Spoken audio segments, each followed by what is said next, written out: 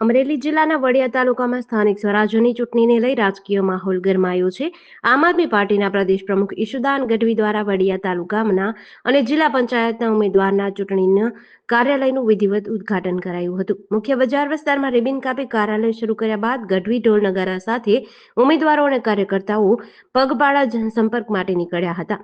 તેમણે બજારમાં વેપારીઓ અને સ્થાનિક લોકો સાથે મુલાકાત કરી પરિવર્તન માટે આમ આદમી પાર્ટીના ઉમેદવારોને સમર્થન આપવા અપીલ કરી હતી. આ દરમિયાન વડિયાના રસ્તાઓ અને પાયાની સુવિધાઓ મુદ્દે ભાજપ સરકાર પર નિશાન સાધતા ટીકા કરી હતી.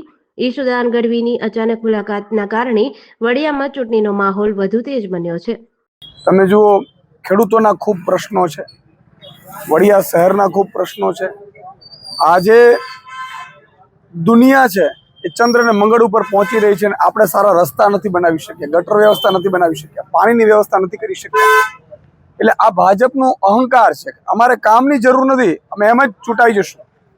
અને ત્યારે ધાક ધમકીઓ, ડરનો માહોલ પેદા કરવો.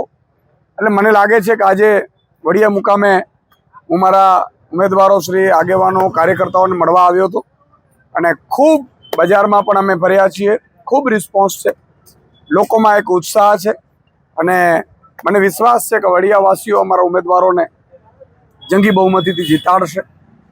ભાજપ છે એ અત્યાચાર કરે છે, માતા બેન દીકરીઓને રાત્રે 12 વાગે વરઘોડાઓ કાઢે છે. આ બધી વસ્તુઓ અહીંયા લોકોમાં એક જોવા મળી રહી છે અને એટલે સ્પષ્ટ સાફ છે, વેપારીઓ પણ અત્યારે પરિવર્તન માંગી રહ્યા છે. કારણ કે સ્વાભાવિક છે કે ધૂળની ડમરીઓ વચ્ચે આખો દિવસ એ લોકો વેપાર કરે છે. મને લાગે છે 50-100 ગ્રામ માટી પણ વેપારીઓના પેટમાં પણ જતી હશે ભાજપના પાપે. એટલે આ બધા પ્રશ્નો છે જેને લઈને વડિયાવાસીઓ આ વખતે પરિવર્તન કરશે એવું લાગે છે. જેડીસી ન્યૂઝ સાથે મૌલિક દોશી, અમરેલી.